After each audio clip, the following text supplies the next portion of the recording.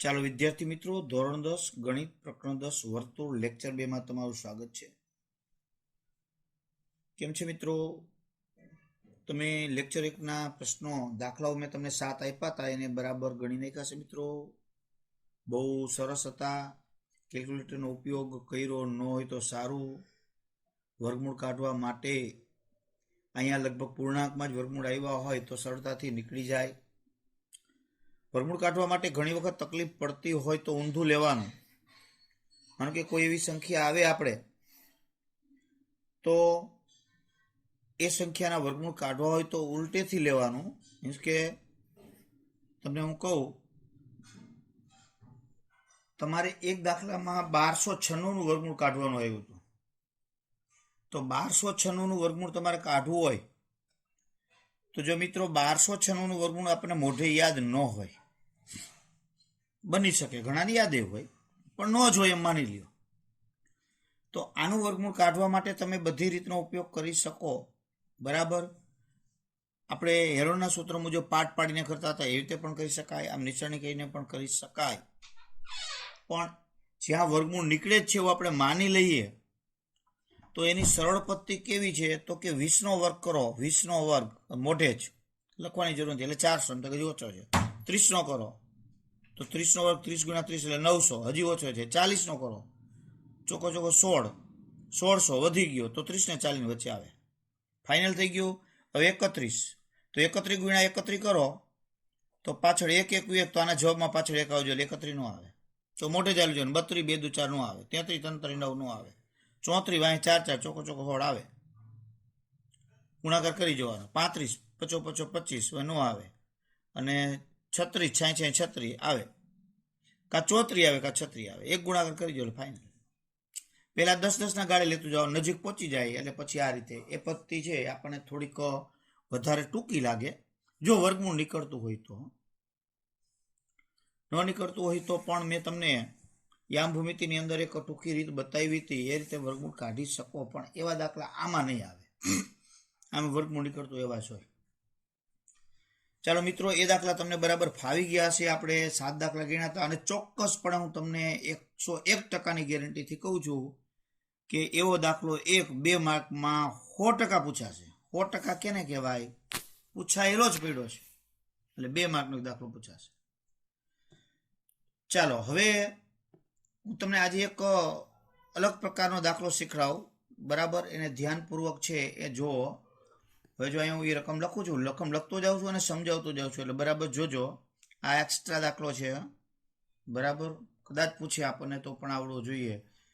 પી કેન્દ્રવાળા વર્તુળનો સ્પર્શક એ બી વર્તુળને બી બિંદુએ સ્પર્શે છે. ચાલો આપણે સાથે સાથે જ કરતા જઈએ. જો પી કેન્દ્રવાળું એક વર્તુળ છે, એનો સ્પર્શક એ બી છે. તમે પણ સાથે પેન લઈને બુક લઈને બેઠા હોય તો આકૃતિ દોરી શકો તમારી જાતે જ. પી કેન્દ્રવાળા વર્તુળનો સ્પર્શક એ બી વર્તુળને બી માં સ્પર્શે છે. ચાલો આપણે આકૃતિ દોરી નાખીએ. જો આ પી કેન્દ્રવાળું વર્તુળ, તમારે પેન્સિલથી જ આકૃતિ દોરવાની, પરિકરનો ઉપયોગ કરવો. ઓલા બજારમાં વર્તુળ પણ મળે છે 10-15 રૂપિયાનો, નાના મોટા વર્તુળ, એનો પણ ઉપયોગ કરી શકો. 5 રૂપિયા 2 રૂપિયાના સિક્કાનો ઉપયોગ કરવા કરતાં પરિકરથી આકૃતિ સારી થવાની, બહુ નાની થશે. બરાબર? આ પી કેન્દ્રવાળું વર્તુળ થઈ ગયું. નાનકડી બંગડી હોય તમારે, નાની બેન કે કોઈ પણ હોય એની નાનકડી બંગડી કે એવી રિંગ પડી હોય તો પણ એ સરળતાથી વર્તુળ દોરી શકાય નથી. બરાબર? આ પી કેન્દ્રિત વર્તુળ છે. સ્પર્શક એ બી, આ સ્પર્શક એ બી. ફૂટપટ્ટીનો ઉપયોગ અચૂક કરવાનો, પેન્સિલનો ઉપયોગ તમારે કરવાનો. બરાબર? વર્તુળને બી માં સ્પર્શે છે એટલે અહીં બી માં સ્પર્શે છે. હવે એ કોઈ પણ જગ્યાએ હશે. બરાબર? હવે આગળની રકમ જોઈએ. આટલું તો આપ્યું છે. હવે પી એ વર્તુળને એમ માં છેદે છે. પી એ વર્તુળને એમ માં છેદે છે. તો હવે એ બિંદુ આપણે ગમે લેવું જોઈએ. એ બી વર્તુળ છે, માની લો કે અહીંયા છે. તો હવે આપણે આને આ પીએ દોરી નાખીએ. વર્તુળને એમમાં છેદે છે. જો આ રીતની આકૃતિ થઈ, વર્તુળને એમમાં છેદે છે. જો એ બી બરાબર 35 સેમી અને એમ બરાબર 25 સેમી હોય તો વર્તુળનો વ્યાસ શોધો. લ્યો,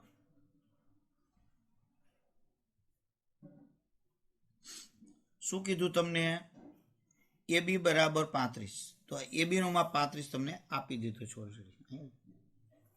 અને એમ 25 આપ્યા છે, આ 25 આપ્યા છે, એમ 25 છે. જોજો જોજો, તો વર્તુળનો વ્યાસ શોધો. આકૃતિ આપણે પૂર્ણ કરીએ એટલે કે અહીંયા આપણે દોરી નાખીએ, કાટખૂણો બને. સ્પર્શ બિંદુએ દોરેલી ત્રિજ્યા સ્પર્શકને લંબ હોય. પ્રમેય 10.1 પ્રમેય હતું. આપણે સાબિતી વિના લઈ લીધું છે. આમ તો સાબિત કરીને આપ્યું છે પુસ્તકમાં, પણ આપણા અભ્યાસક્રમની અંદર એને સાબિતી કાઢી નાખી છે. એટલે આપણે સાબિતીની કોઈ જરૂરિયાત અત્યારે નથી. હવે મિત્રો અહીંયા જો આ ત્રિકોણની અંદર આપણે ગઈકાલે દાખલાઓ ઘણા એક કરાયો તો મેં તમને 7 લેસનમાં આપ્યા હતા. એમાં આ એક માપ, આ બીજું માપ અને ત્રીજું, 3માંથી 2 માપ આપતા તો ત્રીજું માપ આપણને અચૂક મળતું. પણ અહીંયા એક જ માપ આપ્યું છે અને આ અધૂરું આપ્યું છે. કોઈ એમ કે આ 25 તો આ પછી એવું ન હોય. તો હવે અહીંયા આપણે શું કરશું? તો આ પીબી ત્રિજ્યા છે એને આપણે કંઈક ધારી લઈએ, આર કહી દઈએ. ત્રિજ્યા એટલે આર. તો પીએમ વર્તુળના કેન્દ્રથી વર્તુળ સુધીનું અંતર એ પણ ત્રિજ્યા જ થાય. તો જો મિત્રો આ રીતે કરવું પડશે. તો આ બાજુનું માપ આપણને આર મળી ગયું, આ 35 આપ્યું છે અને આ માપ છે એ 25 વત્તા આર થશે. હવે પાયથાગોરસનું સૂત્ર મૂકો એટલે તમને આર મળે. તો આપણે અહીંયા શું કરશું? અહીં આકૃતિમાં બતાવ્યા મુજબ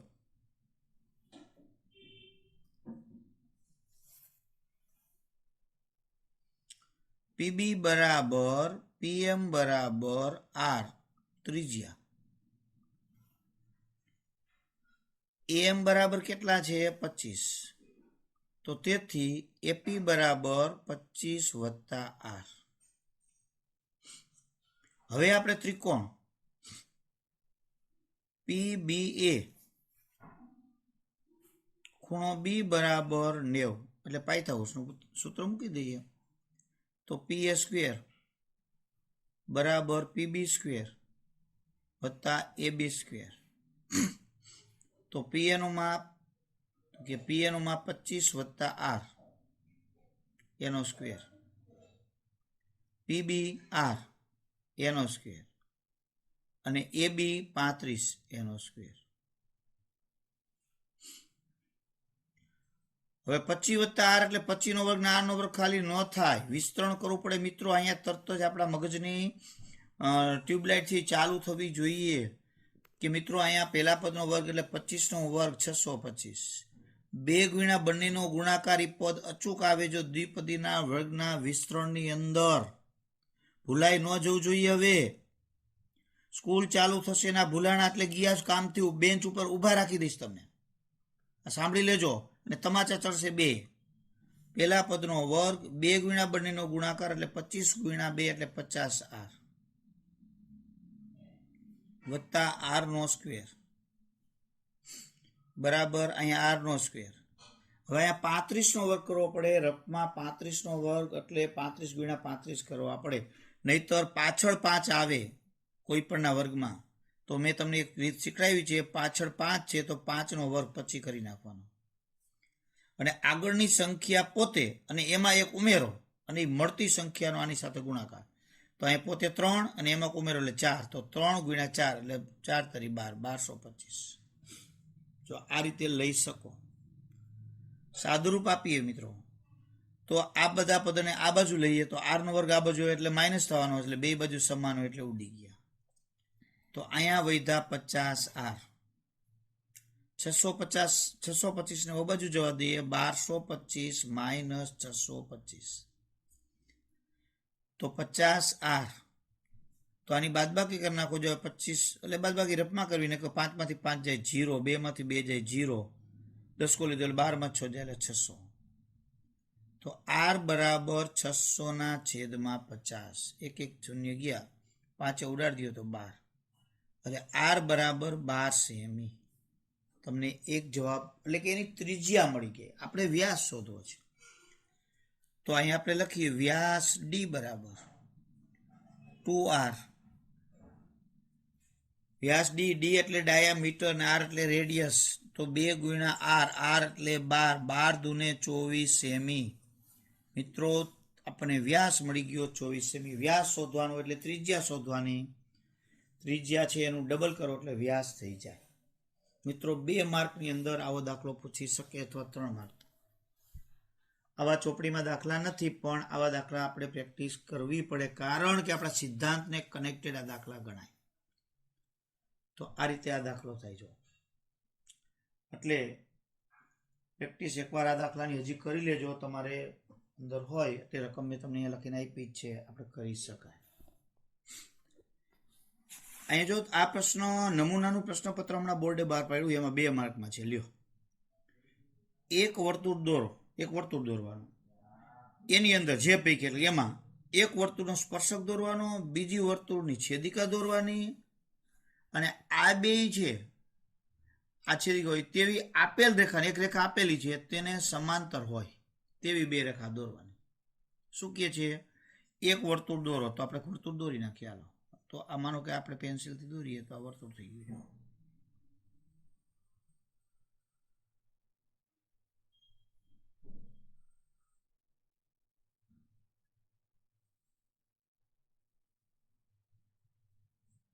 વર્તુળ થયું. એક વર્તુળ દોરો, જે પૈકી એટલે આ પૈકી એટલે કે આની અંદર એક વર્તુળનો સ્પર્શક અને બીજી વર્તુળની છેદિકા દોરવાની. તો વર્તુળનો સ્પર્શક ને આમ છેદિકા ગમે એમ દોરી શકાય, પણ એની સામે કન્ડિશન મૂકી છે છેદિકા હોય એવી 2 દોરવાની. બરાબર હોય તે આપેલ રેખાને સમાંતર હોય. હવે એક રેખા તમને આપેલ છે તો તમારે આપેલ રેખા ગમે ત્યાં દોરવી પડશે. વર્તુળને છેદથી પણ દોરી શકો, બહાર પણ દોરી શકો, ગમે ત્યાં દોરી શકો. એક રેખા પહેલા દોરી નાખવાની છે. માનો કે હાલો તમે આ રેખા દોરી નાખી. હાલો, ચાલો આ દોરી નાખી. બરાબર. હાલો સેજ આમ તમે ત્રાસી દોરી, એવું નથી કે આમ જ દોરવી ગમે તેમ સીધી. હાલો આવી દોરી નાખીએ, એ આપેલ રેખા થઈ ગઈ. હાલો,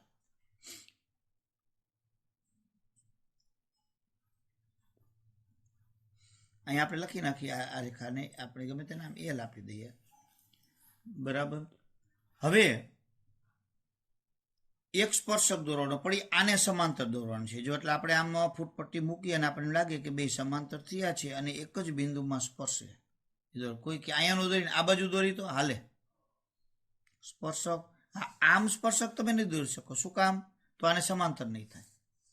એટલે અહીંયા તમે દોરી શકો સ્પર્શક, આને સમાંતર થાય છે.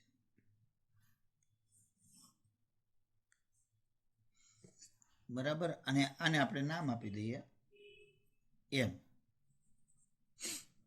પછી છેદિકા એટલે 2 બિંદુમાં છેદતી હોય રેખા, તો ગમે ત્યાં દોરી શકો 2 બિંદુમાં. પાછી આને સમાંતર થવી જોઈએ. ચાલો જો આ દોરી નાખી. બરાબર.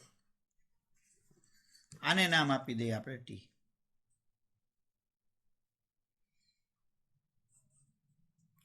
હવે અહીંયા આપણે આપેલ રેખા, સ્પર્શક અને છેદિકા અહીંયા લખી શકો, અથવા તમે અલગથી લખી શકો.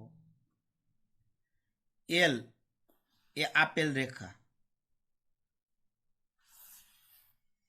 એમ એ સ્પર્શક અને ટી એ છેદિકા છે. તેમજ એલ સમાંતર એમ સમાંતર ટી. લ્યો, એટલે આટલું કામ કરવાના 2 માર્ક હતા. એટલે આપણે રકમ ઉપરથી પેલા સમજણ હોવી જરૂરી છે. એટલે અહીંયા તમારો સ્વાધ્યાય 10.1 પૂર્ણ થાય છે. એમાં આવતા સિદ્ધાંત, એની બાબતો આપણે બધી લઈ લીધી. હવે આપણે સમતલમાં કોઈ બિંદુમાંથી વર્તુળના સ્પર્શકોની સંખ્યા, જો કે એની થોડી ઘણી આપણે વાત કરી હતી, પણ એની વિશેષ વાત આપણે કરવાની છે. ચાલો એ જોઈએ. ચાલો, સમતલના કોઈ બિંદુમાંથી વર્તુળના સ્પર્શકોની સંખ્યા. ચાલો આપણે એમાં થોડીક વિગતો જોવાની છે. જો એક વર્તુળ દોર લઈએ.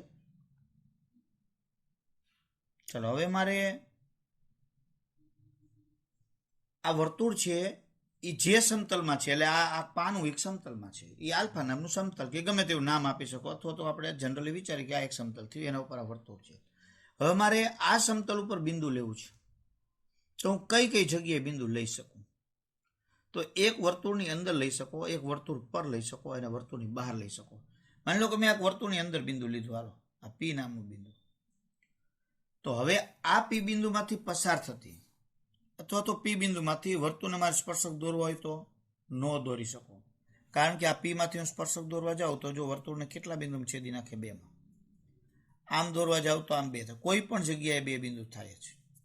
તો એનો અર્થ એટલું વિચારો કે વર્તુળની અંદર કોઈ પણ બિંદુ હોય અને તેમાંથી પસાર થતી રેખા દોરો, એ ક્યારેય વર્તુળનો સ્પર્શક થઈ શકે નહીં. એટલે કે વર્તુળના બિંદુમાંથી પસાર થતી રેખા સ્પર્શક ન બને. ટૂંકમાં કહીએ તો વર્તુળ અંદર કોઈ પણ બિંદુ હોય તો તેમાંથી પસાર થતો સ્પર્શક મળે નહીં, સ્પર્શકોની સંખ્યા 0 મળે. એટલે વર્તુળની અંદર આપેલા બિંદુમાંથી વર્તુળને કોઈ જ સ્પર્શક ન મળે. પછી બીજું વિચારીએ, ચાલો વર્તુળ ઉપર બિંદુ હોય, વર્તુળ ઉપર માનો કે પી બિંદુ વર્તુળ ઉપર છે, જો આ સ્થાને, તો એમાંથી આપણે દોરવો હોય તો એક સ્પર્શક છે દોરી શકાય, જે આ બિંદુ છે, તો એમાંથી પસાર થતો એક સ્પર્શક મળે. એટલે એમાંથી ફક્ત એક જ સ્પર્શક મળે. જો તમે સેજ આમ દોરવા જાઓ બરાબર, તો 2 બિંદુમાં છેદિકા થઈ જાય, જો ક્યાંય સ્પર્શક મળી શકે નહીં. એટલે વર્તુળ પરના બિંદુ હોય તો એમાંથી એક અને માત્ર એક જ સ્પર્શક મળે, એટલે બીજો વિકલ્પ થયો. પછી ત્રીજો વિકલ્પ, વર્તુળની બહારનું બિંદુ હોય, વર્તુળના સમતલમાં વર્તુળનું બહારનું બિંદુ હોય, તો વર્તુળના બહારના બિંદુમાંથી તમે લ્યો તો 2 સ્પર્શક મળે. જો ખાસ આપણે એ જોવાનું છે, એક આ સ્પર્શક મળે. જો અહીંયા કાલે ગયા લેક્ચરમાં કઈ રીતે જ, તો એક આપણને અહીંયા સ્પર્શક મળશે અને બીજો સ્પર્શક આ રીતે મળે. તો 2 સ્પર્શક મળે. આપણે એના નામ આપી દઈએ, T1 ને T2 અથવા A અને B ગમે તે આપી શકાય. તો વર્તુળના બહારના બિંદુમાંથી વર્તુળને 2 સ્પર્શક અચૂક મળે. પછી અહીંયા બિંદુ લીધું હોય તો આમ 2 સ્પર્શક થાય, અહીંયા લીધું હોય તો આમ 2, અહીંયા હોત તો આ બાજુ 2, ગમે તે બાજુ બિંદુ હોય તો 2 સ્પર્શક મળે. એટલે આ રીતે આપણે વર્તુળના બહારના બિંદુમાંથી, જે બહારનો બિંદુ P માંથી 2 સ્પર્શકો આપણને મળે છે. હવે આ સ્પર્શ બિંદુ કહેવાય A અને આ B. તો સ્પર્શ બિંદુને બહારના બિંદુ સાથે જોડો છો તમે, બરાબર? એ જોડવાથી જે લંબાઈ મળે, જે રેખાખંડ આટલો, આમ તો સ્પર્શક છે એ રેખા હોય, પણ આ સ્પર્શ બિંદુ અને આ બિંદુ એ બેને જોડવાથી જે રેખાખંડ મળે, એની જે લંબાઈ લ્યો એ સ્પર્શકની લંબાઈ કહેવાય. તો અહીંયા સ્પર્શકની લંબાઈ કઈ થઈ? સ્પર્શકની લંબાઈ તો AP થાય અને બીજી PB થાય. હવે તમે એમ કહો સાહેબ સ્પર્શક તો રેખા છે, એની લંબાઈ કઈ? સ્પર્શક રેખા છે એ ફાઇનલ વસ્તુ, એ રેખા જ ગણવાની. પણ જ્યારે સ્પર્શકની લંબાઈની વાત આવે, સ્પર્શ બિંદુ અને બહારનું બિંદુ એ બંને વચ્ચેનું અંતર ગણવાનું થાય. તો આ સ્પર્શકની લંબાઈ થઈ. તો વર્તુળને બહારના બિંદુમાંથી સ્પર્શક દોરવામાં આવે તો જે સ્પર્શકોની લંબાઈ થાય એ હંમેશા સમાન જ હોય. આ પ્રમેય છે 10.2.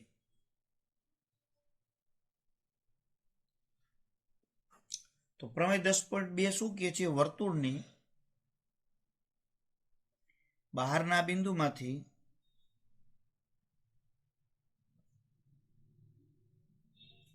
વર્તુળને દોરેલા સ્પર્શકોની લંબાઈ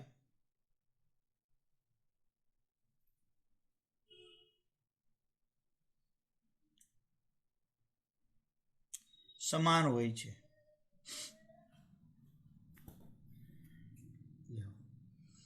એટલે તમે આ વર્તુળ દોરો,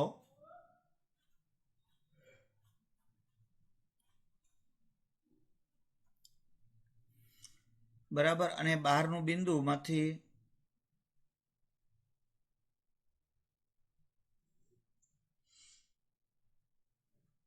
અહીંયા પી, આ એ અને આ બી. તો આ એપી, અહીંયા એપી અને પીબી ના માપ હંમેશા સરખા. આમ તો સાબિત કરવાનું હોય આ, પણ સાબિતી વિના આપણે સ્વીકાર લેવાનું છે ત્યારે આ વર્ષ માટે. પણ જો તમે કંઈક સાબિત કરવું તો પડદે થઈ જાય. જો આ વર્તુળનું કેન્દ્ર હો ગણી લ્યો. હવે આ કેન્દ્ર છે, અત્યારે આપણે આને ભૂલી જાઓ, ફક્ત આને જ યાદ રાખો.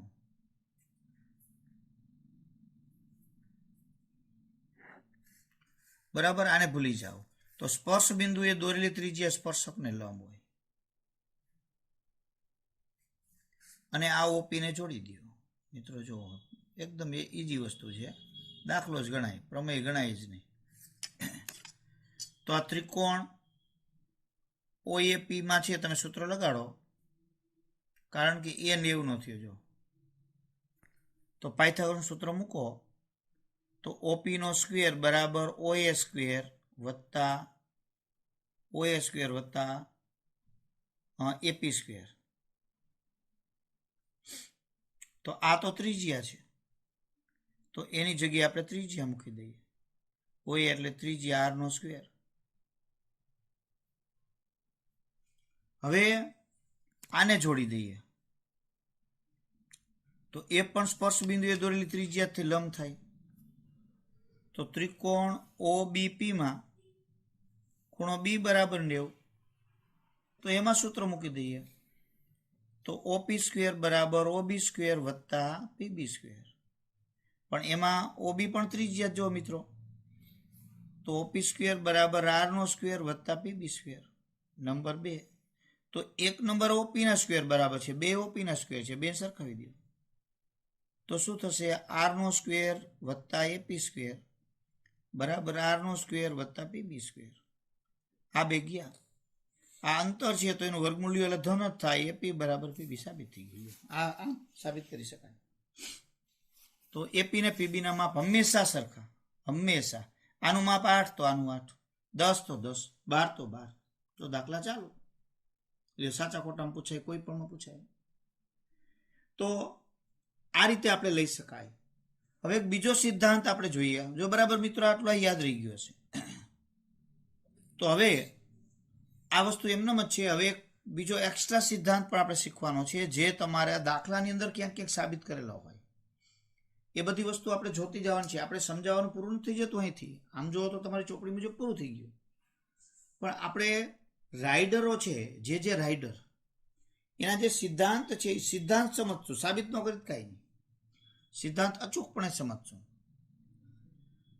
તો હવે આપણે એક સિદ્ધાંત અહીંયા સમજવાનો છે. જો બરાબર જો આપણે અહીંયા લઈએ કે વર્તુળ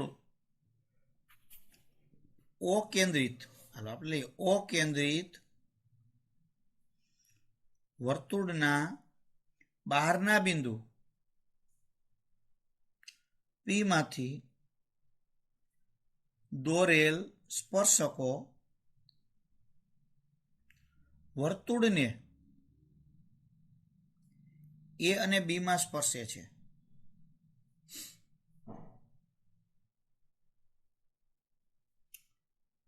તો OA PB ચતુષ્કોણ ચક્રીય ચતુષ્કોણ થશે.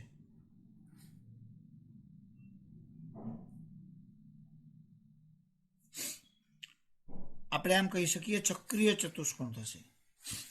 તેમજ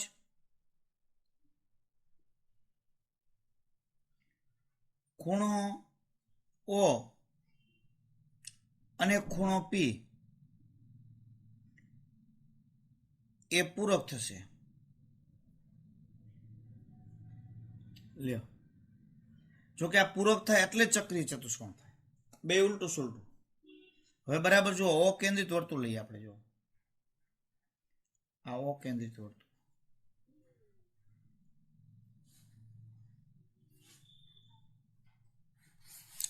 એના બહારના બિંદુમાંથી બે સ્પર્શકો.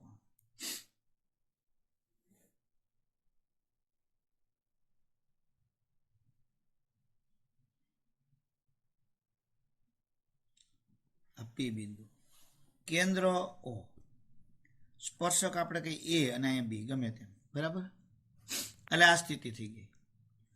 હવે ચતુષ્કોણ ઓ એ પી બી, એટલે આપણે આને જોડવો.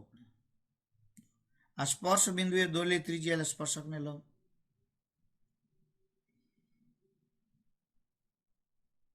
તો ચતુષ્કોણ થયો ઓ એ પી બી. ખાસ યાદ રાખવાનું છે, આ ચતુષ્કોણ થયો એનો સંબંધ આપણે અહીંયા જોવાનો છે. તો આ ખૂણો 90 નો, આ પણ 90 નો મિત્રો. તો ચતુષ્કોણના ચારે ખૂણાનો સરવાળો કેટલો? 360. તો આપણે લખી શકીએ ચતુષ્કોણ ઓ એ પી બી માં ચારે ખૂણાનો સરવાળો 360.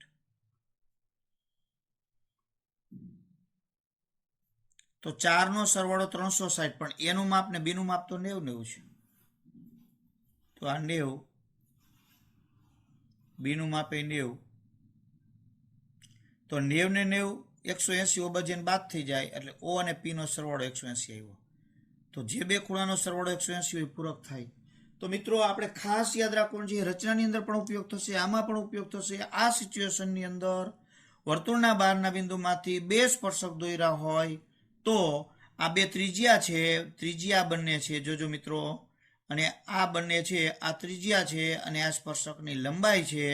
તો બે ત્રિજ્યા વચ્ચેનો ખૂણો અને સ્પર્શકની લંબાઈ વચ્ચેનો ખૂણો પૂરક હોય, સરવાળો 180 થાય. આપણા મગજની અંદર આ બેસી જ જવું જોઈએ કે આ સિચ્યુએશન વર્તુળ, બહારના બિંદુમાંથી સ્પર્શક, તો ત્રિજ્યા વચ્ચેનો ખૂણો અને સ્પર્શક વચ્ચેનો ખૂણો પૂરક જ થાય. આનું માપ 100 હોય તો આનું 80 જ થાય. બરાબર, આનું માપ 60 હોય તો આ 120 જ થાય. આ ક્યારેય ભૂલાવું જોઈએ નહીં. આ રીતે આ બંને ખૂણાઓનો સરવાળો 180 થાય ને થાય જ.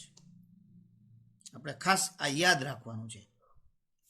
ચાલો હું અહીંયા એક લીટી દોરી નાખું છું, જોજો બરાબર ધ્યાનપૂર્વક જો.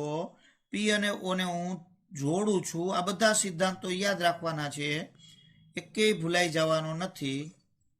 તો બે ત્રિકોણ થઈ ગયા. જો ઓ એ પી અને ઓ બી પી, 9મા ધોરણની અંદર આપણે આવતું. આ બંનેની એક એક બાજુ સરખી, આ વચ્ચે એક જ કોમન રેખાખંડ છે એટલે એ સરખો, અને આ હમણાં આપણે પ્રમેય 10.2 માં જોયું કે આ સરખું. તો આ બંને ત્રિકોણ એકરૂપ થાય બા સિદ્ધાંત મુજબ. જો એકરૂપ થાય તો એના અનુરૂપ ખૂણા પણ એકરૂપ હોય અને અનુરૂપ બાજુ પણ એકરૂપ હોય.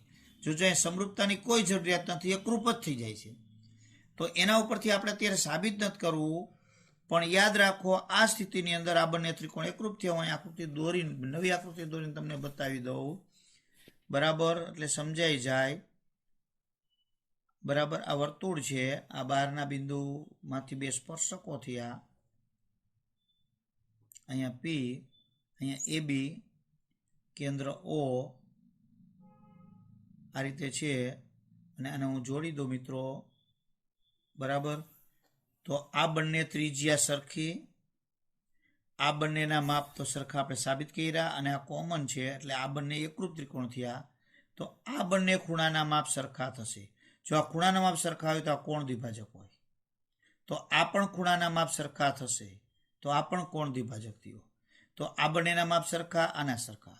હવે તમને એમ કીધું કે આનું માપ 50 છે, આનું માપ 50 છે, તો આખા ખૂણાનું માપ શોધો લ્યો. તો આનું 50 હોય તો આનું કેટલું? 50. 50 ને 50 100, તો આ 100, તો આ બે સામસામે સરવાળો 180, 100 તો આ 80. પછી બીજી રીતે પણ લઈ શકો છો. આ ત્રિકોણ થઈ ગયો, આ તો 90 જ થાય. તો આ 50 ને 90 અને આ ખૂણો, ત્રિકોણના ત્રણેય ખૂણાનો સરવાળો 180 થી આ ખૂણો મળી જાય. એટલે આ 90 છે ને આ 50, તો આ 40 હોય તો જ સરવાળો 180 થાય. તો 40 ને આ 40 તો 80. તો હવે આ બધાના સંબંધ આપણને ખ્યાલ હોવા જોઈએ કે આટલું જ ખબર હોવી જોઈએ કે આ બે અડધા અડધા સરખા થાય, આ સરખા થાય, સામસામેના ખૂણાનો સરવાળો 180 થાય, આ તો 90 છે. પૂરું. આટલી વસ્તુ તમને ખબર હોય તો 10મા ધોરણના તમામ સિદ્ધાંતો છે એ તમારે પૂર્ણ થઈ જાય. લ્યો હવે આપણે એના અલગ અલગ પ્રકારના દાખલાઓ જ ગણવાના છે. ઠીક, દાખલો ગણો. ચાલો મિત્રો, યાદ રાખો બીજી એક બાબત ખાસ, બરાબર. પરિગત અને અંતર્ગત બે વર્તુળ એટલે શું? તો પરિગત એટલે કે ચતુષ્કોણ છે એ વર્તુળને પરિગત હોય અથવા ત્રિકોણને પરિગત હોય, ગમે તેની અંદર આવી શકે. જો યાદ રાખો, કોઈ પણ ચતુષ્કોણ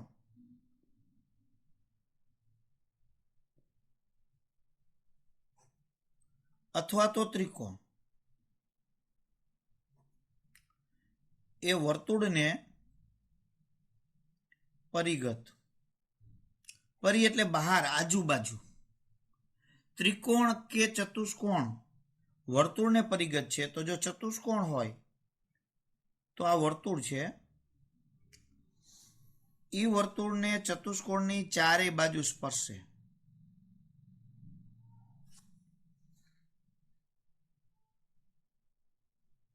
આ એબીસીડી ચતુષ્કોણ છે. જો ચતુષ્કોણ એ વર્તુળને પરિગત છે એટલે વર્તુળની બહાર છે, ચારે બાજુ સ્પર્શે. જો આ સ્થિતિમાં હોય તો એની સામ સામેની બાજુનો સરવાળો એટલે એબી અને ડીસી નો સરવાળો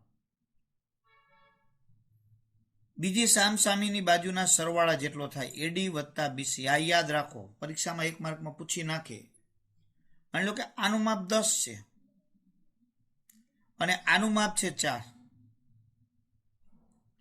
હવે જો આનું માપ 8 હોય તો આનું કેટલું થાય? તો આ 10 ને 4 14 થયા. તો અહીંયા 8 છે તો અહીંયા 6 હોય તો જ એ સરવાળો 14 થાય. એટલે તમને 3 માપ આપ્યા ને ચોથું શોધવાનું. યાદ રાખો, ચતુષ્કોણની ચારે બાજુ વર્તુળને સ્પર્શતી હોય તો સામ સામેની બાજુનો સરવાળો સરખો થાય. આ ચતુષ્કોણમાંથી. ત્રિકોણની અંદર આપણે જોઈએ તો પરિગત ત્રિકોણ એટલે ત્રિકોણ છે આ પરિગત થયો કહેવાય.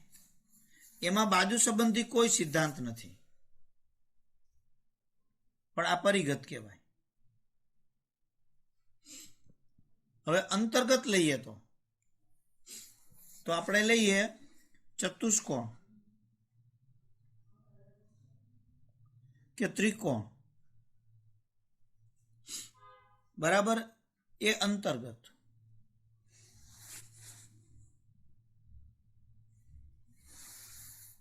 આને અંતઃવૃત્ત પણ કહેવાય, અંદરની અંદર વર્તુળ છે. હવે અહીંયા ત્રિકોણ કે ચતુષ્કોણ અંદર, તો આ વર્તુળની અંદર ચતુષ્કોણ એટલે એની ચારે બાજુમાંથી પસાર થાય તો એ ચક્રીય ચતુષ્કોણ થાય. આ એબીસીડી છે એ ચક્રીય ચતુષ્કોણ, ચક્રીય ચતુષ્કોણ થાય. અને ચક્રીય ચતુષ્કોણમાં સામ સામેના ખૂણા પૂરક હોય, એ આપણે જાણીએ છીએ, 9મા ધોરણમાં આપણે આવી ગયું છે સિદ્ધાંત. સામ સામેના ખૂણાનો સરવાળો 180 થાય.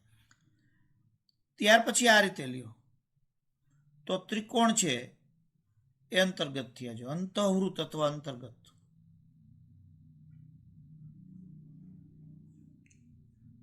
હવે આ બધી વસ્તુ યાદ રાખતું જવાનું. વિડીયો છે એને સાચવવાનો, વારે વારે એવું લાગે તો જોવાનું.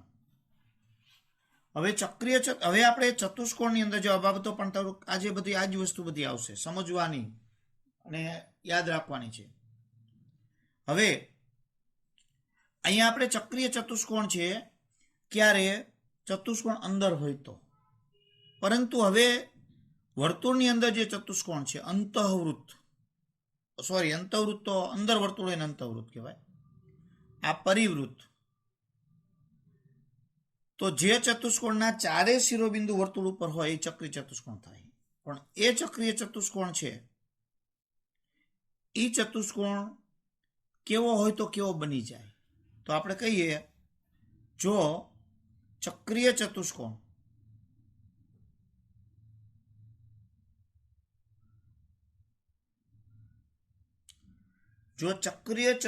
છે એ ચક્રીય ચતુષ્કોણ લંબચોરસ હોય समांतर बाजू चतुष्कोण होय, समबाजू चतुष्कोण होय तो केवुं थाय? जो चक्रीय चतुष्कोण ए समांतर बाजू चतुष्कोण होय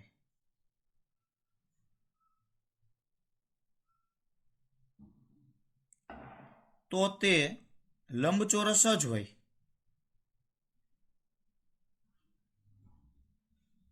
मानो के आ रीते चक्रीय चतुष्कोण छे, जो आ वर्तुळ, हवे एमां मारे समांतर बाजू चतुष्कोण दોરવો છે એટલે સામ સામેની બાજુ સમાંતર હોવી જોઈએ, બરાબર। તો આ એક બાજુ દોરી। હવે હું આમ તો દોરી શકતો નથી કારણ કે સમાંતર દોરવાની છે, પછી આટલે હું દોરી શકું, અહીંયા દોરી શકું।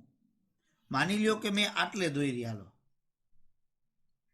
તો સામ સામે બાજુ સમાંતર થઈ, પણ તો આ હું દોરું તો પછી આમ દોરું તો એ સામ સામે સમાંતર નહીં થાય, એટલે મારે ન છૂટકે શું કરવું પડશે કે આના જેવડી જ મારે બાજુ દોરવી પડશે, તો જ આ સામ સામે સમાંતર થશે। તો લંબચોરસ જ થઈ ગયો। જો પછી બીજું, મારે ચક્રીય ચતુષ્કોણ તો દોરવો જ છે પણ સમબાજુ દોરવો છે, એટલે અહીંયા કે જો ચક્રીય ચતુષ્કોણ દોરું એ સમબાજુ હોય, સમાંતર બાજુ નહીં, સમબાજુ ચતુષ્કોણ, તો શું થઈ જાય? સમબાજુ એટલે માપ સરખા। જો આમાં માપ સરખા સામ સામેના છે, ચારે નથી, પણ ચારે ચારના મારે માપ સરખા વાળો દોરવો હોય તો ચોરસ જ થઈ જાય। જો તો ચોરસ બને।